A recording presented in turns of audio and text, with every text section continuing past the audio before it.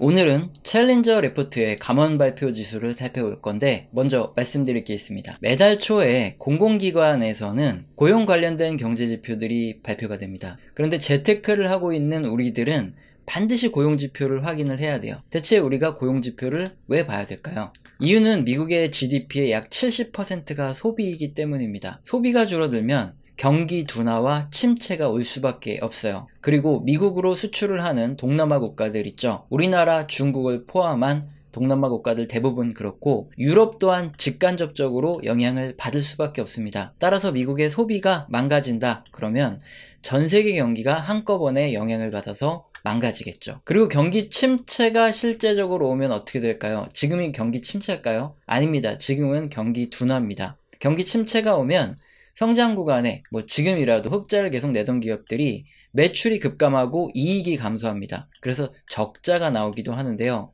2022년 12월 현재 대부분의 기업들의 이익은 생각보다 양호하죠. 하지만 실제 경기 침체에 들어가게 되면 이익이 대폭 축소되고 적자가 나오는 것을 직접 확인하실 수 있을 겁니다. 그럼 주가의 움직임이 어떻게 될지 확인을 해보면 되겠죠.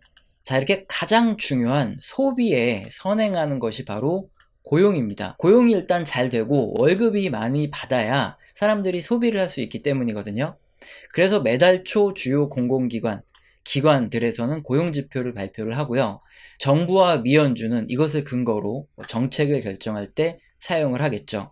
그리고 재테크를 하는 우리들은 너무나 감사하게 이런 정보들을 공짜로 실시간으로 확인할 수 있기 때문에 경기 판단을 근거로 우리의 매매 타이밍을 잡든가 매수 매도를 결정할 수 있겠죠. 오늘은 맨 앞에서 살펴본 이 차트죠. 이게 챌린저 그레이스 앤 크리스마스 사이의 미국 감원 발표 지표입니다. 크리스마스가 다가오고 있습니다. 그래서 이게 무슨 크리스마스와 관련된 회사인가 생각이 되실 거지만 그렇지 않아요. 챌린저 그레이 크리스마스사는 뭐 하는 회사냐? 경력 전환 및 이직을 도와주는 회사입니다. 그렇다 보니까 각 기업들의 고용이죠. 이직이라든가 감원 이런 것들에 대한 정보가 빠삭하겠죠. 그래서 매달 챌린저 리포트를 발간을 하는데요. 여기에는 각 산업과 지역별 감원 발표 및 감원 이유에 대한 다양한 데이터가 수록이 되어 있습니다. 그래서 우리가 미국의 고용 상황을 아주 쉽게 판단할 수 있습니다. 이게 감원 발표 지표인데 11월 한 달간의 해고 건수가 76,835건으로 그림처럼 급격하게 10월 대비 증가를 했어요. 10월에는 33,843건입니다. 여기 대비해서 11월 한 달간 127%나 증가를 했고요.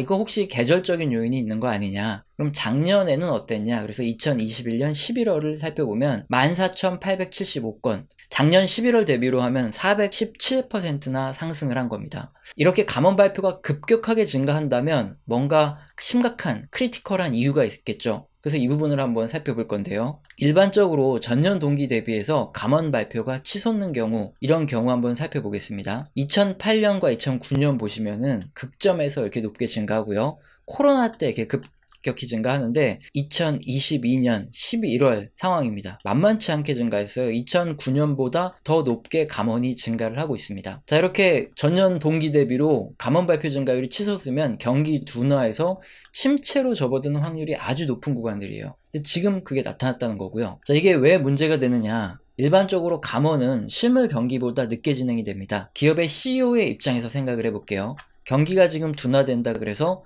바로 인력을 해고하나요? 그렇지 않습니다. 일단 계약직이나 비숙련 노동자들부터 계약을 해지하거나 해고를 해요. 그리고 정말로 실물 경기가 어려워졌을 때 그때 돼서야 숙련 노동자를 해고하겠죠. 왜냐? 만약에 CEO가 경기 판단을 잘못 내렸어요. 그래서 숙련공이건 비숙련공이건 다 해고를 했다고 하겠습니다. 그랬는데 급격하게 다시 경기가 좋아진다거나 이런 일이 생기면 숙련 노동자는 한번 감원을 하면 다시 충원하기 힘들어집니다. 경쟁업체에서 스카웃을 해가던 하던 하기 때문에 다시 비숙련공을 숙련공으로 바뀌는 데는 굉장한 시간이 걸려요. 그래서 생산에 차질이 발생할 수 있기 때문에 감원은 실물 경제보다 늦게 진행되는 게 일반적이라는 거죠. 자, 그런데 지금 현상은 어떻습니까? 과거 2009년보다도 코로나 때는 이때는 워낙에 다 집에서 쉬어야 됐으니까 급격하게 증가할 수 있더라도 2009년 때는 좀 다르죠. 금융위기 때. 이때보다 훨씬 더 높게 지금 감원이 빠르게 전년 대비 증가하고 있어요. 이게 물론 일시적인 현상일 수 있습니다. 보통은 감원이 이렇게 서서히 증가를 하다가 2009년 경기 최저 최저점과 같은 이런 구간의 클라이막스를 치고 점점 낮아지는 게 일반적인데, 지금은 너무 급격히 증가를 했기 때문에 앞으로 더 많이 감소할 수도 있죠. 그런 가능성도 충분히 열어둬야 됩니다.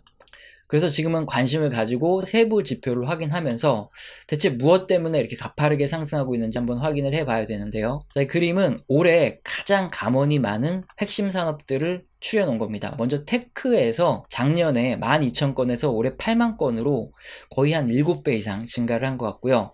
자동차 같은 경우에는 작년에 10,000건에서 3만 건으로 3배 정도 증가를 했습니다. 그 다음에 헬스케어라든가 건강 관련 이런 제품 같은 경우에도 감원이 뭐 한 10% 정도 증가하고 있고, 서비스 같은 경우에는 오히려 감원이 줄었는데 이게 잘못 체크된 것 같아요. 그리고 리테일도 약간 늘어난 걸 볼 수 있습니다. 이건 올해 초부터 지금까지 감원이 가장 많은 섹터고, 그런 이번 11월에 감원이 급격히 증가했기 때문에 세부 섹터에서 감원이 가장 많은 섹터는 어디고 무엇이 문제인지 확인을 해 보겠습니다. 우선 자동차 같은 경우가 감원이 전년 대비해서 크게 늘었어요. 그리고 건축 쪽도 엄청나게 많이 늘었고요. 그리고 교육 쪽은 오히려 전년 대비해서 감소를 했습니다. 그리고 에너지도 감원이 크게 감소했고요. 금융 쪽도 감원이 증가했고, 식품 쪽도 감원이 증가했습니다. 그리고 헬스케어 쪽, 이쪽도 전년 대비 감원이 증가를 했고, 뭐 산업제품이라든가 보험 쪽도 감원이 증가했습니다. 그리고 의약품도 감원이 크게 증가했고, 반대로 부동산 쪽은 감원이 줄었죠. 그리고 서비스도 감원이 줄었습니다. 테크는 진짜 엄청나게 많이 늘어났습니다. 작년에 1980 정도에서 현재 52,771건. 이게 가장 큰 문제죠. 네,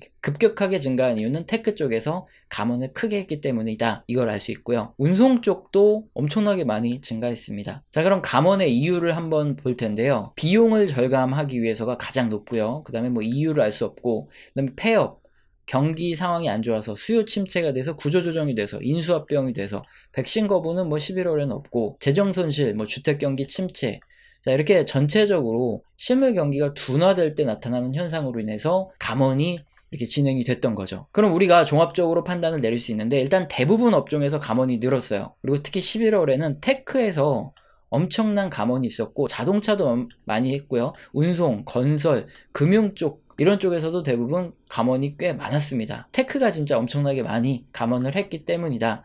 이게 어떻게 보면 일시적인 현상일 수도 있죠. 반면에 서비스업, 에너지, 부동산은 감원이 줄어들고 있습니다. 감원 발표로 봤을 때 일단 큰 흐름에서 경기 둔화가 심해지고 경기 침체로 이동해 가는 건 맞아요. 하지만 감원이 이렇게 일시적으로 급격하게 치솟아 오른 것, 이거는 테크 쪽에서 대량 해고가 있었기 때문이다. 그래서 이건 일시적인 확률이 좀 크죠. 그래서 결론적으로 지금 큰 흐름에서 이런 감원 지표, 고용 관련 지표를 봤을 때 경기가 현재 둔화되고 있는데, 이게 점점 심해지고 향후 경기 침체로 이동해 가고 있다. 이게 점점 확실하게 드러나고 있는 거죠. 자, 그런데 우리 영상을 오래 시청하신 분들도 계시고 처음 시청하시는 분들도 계세요. 그래서 이런 말씀을 드렸을 때 주의할 점을 말씀을 드리겠습니다. 주식 투자를 하시는 많은 분들이 성질이 좀 다들 급합니다. 왜냐면 평소에 느긋하셨던 분이라 하더라도 주식판에서는 급해지는 이유가 있어요. 바로 탐욕 때문인데, 여기 차트를 보시면 오늘의 주가가 올라간 이런 순서예요. 이렇게 매일매일 20%, 10%씩 급등하는 종목은 계속 나옵니다. 나도 저런 거 하나 잡으면 되겠다, 막 이런 생각을 합니다. 그래서 한 달에 저런 거 한 개씩만 잡아도 1년이면 200%, 100% 그냥 버는 거 아니냐. 이게 탐욕에 눈이 뒤집힐 수밖에 없다는 거예요. 그래서 초보자분들의 경우에는 승질이 좀 급해집니다. 그래서 오늘 살펴본 이런 챌린저 리포트의 감원 발표 지표, 이런 것들을 한번 살펴봐도 전체적인 큰 흐름이 어떻게 돌아가는지 이런 것들은 관심이 없어요. 여러 가지 고민 자체를 하지 않고 그냥 성질이 급하니까, 그래서 뭐 당장 주식을 매도하라는 거냐, 이게 단순 논리로 갑자기 이런 말씀을 하십니다. 그리고 뭐 다음날 또는 다음 주 주가가 오른다 그러면은 욕하면서 그냥 떠나죠. 더 중요한 게 뭐죠? 경제의 큰 흐름과 함께 우리가 상식적으로 어떻게 대응을 하고 세부적인 것을 확인하면서 이것이 일시적인지 아니면 추세적으로 큰 흐름이 나타나는 건지, 아니면 정말로 주식을 다 매도해야 될 엄청난 경고 같은 것들인지, 이런 것들을 확인해야 되는데, 그런 것들은 관심이 없고 그냥 당장 내일 뭐 다음 주, 다음 달 주가가 올라갈 이런 점쟁이들만 찾아다니고 싶어 하신다는 거죠. 그런 분이 돼서는 안 되겠죠. 진짜 중요한 게 뭔지 확인을 하셔야 되고, 또 올해 내내 해드린 이야기가 있어요. 지금 상황이 어떻습니까? 내년에 2023년에 미연준의 기준금리 인상이 중단될 가능성이 점점 높아지고 있어요. 그리고 현재 인플레이션도 점점 잦아들고 있습니다. 과거 역사적으로 이런 구간에서는 주식시장이 단기가 랠리가 나왔던 이런 구간이 많죠. 하지만 큰 흐름에서 보면 경기 둔화와 침체로 계속 가고 있어요.